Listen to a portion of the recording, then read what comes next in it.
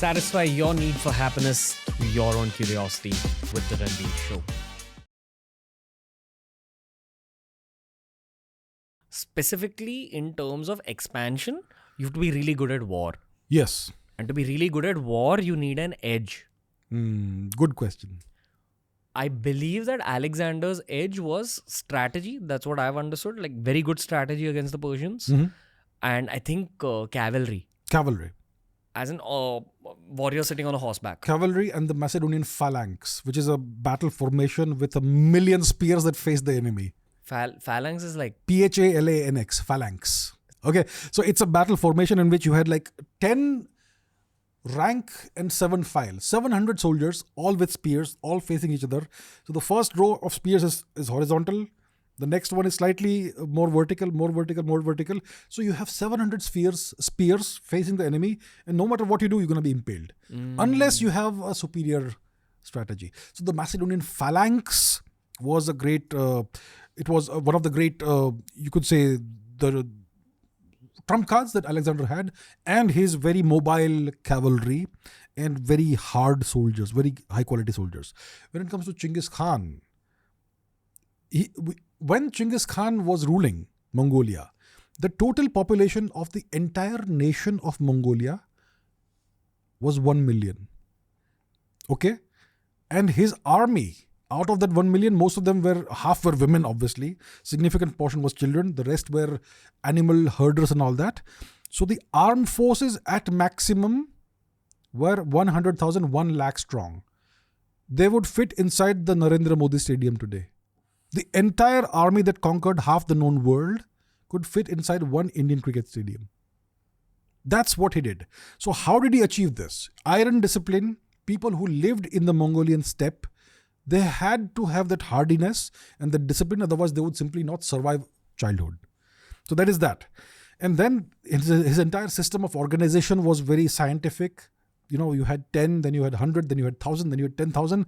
So the biggest regiment was 10,000 and each of them had a general who was tried and tested and battle hardy.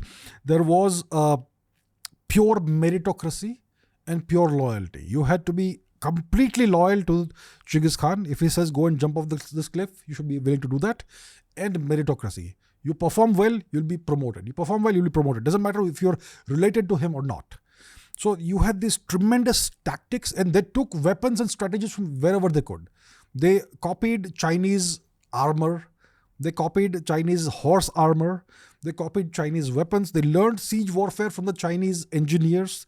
They got gunpowder from the Chinese. They copied, so they learned certain war strategies from the Turks when they conquered Khwarezm, which I'll talk about later, and so on. So they had no real scientific or technological prowess of their own, but they were willing to absorb everything and anything from their enemies. Hunger. And they combined these things in the weirdest combinations. They are the first to probably invent cannons. And then cannons became the modern weapons that we have today. They had tremendous, they could move at lightning speed. They invented the first intercontinental postal system, the Mongols. Genghis Khan made the world's largest free trade zone. Even today, one of the biggest free trade zones is the European Union, where you have free trade, no tariffs, no taxes for going from one place to another. In India, you had octroi. From one city to another, if you had to transport goods, you had to pay a tax at the entrance of every city. The Mongol Empire under Genghis Khan created the world's largest free trade zone in human history. So many innovations were brought in by Genghis Khan, but the military innovations were the best. And he understood the role of momentum and energy in warfare. They had these formations, the 2 horns formation, in which horses would charge and envelop the other army. And he had these generals like Subodai the Valiant, who could coordinate armies over hundreds of kilometers, if not thousands of kilometers at the same time. Oof. They could do it in those days without having modern telecommunications. So incredible leaps of imagination, incredible technological and logistical achievements. And that's how they were able to conquer half the known world. So by the time Genghis Khan died, just to go back, we'll come back over here, his empire contained much of China, the whole of Iran, much of Central Asia and all the way west until the borders of Europe. And after he died, his descendants continued the same thing. Over time, the Mongolian Empire was from the banks of the Mediterranean Sea all the way to the banks of the Pacific Ocean. Enormous. So Genghis Khan, just one man, conquered more territory in 20 years than Roman emperors conquered in 400 years. That's the kind of achievements he had. And he always fought a just war. He did not fight to conquer and to loot and to pillage and plunder and rob like Alexander did. Alexander was driven by this need for personal glory. Daddy issues, absolutely. He always, even after his father was dead, he used to make fun of his father. Let's see what I've done and see what it is in comparison with what my father did. He used to always disparage his father's achievements. So he had daddy issues, big, huge, unresolved daddy issues.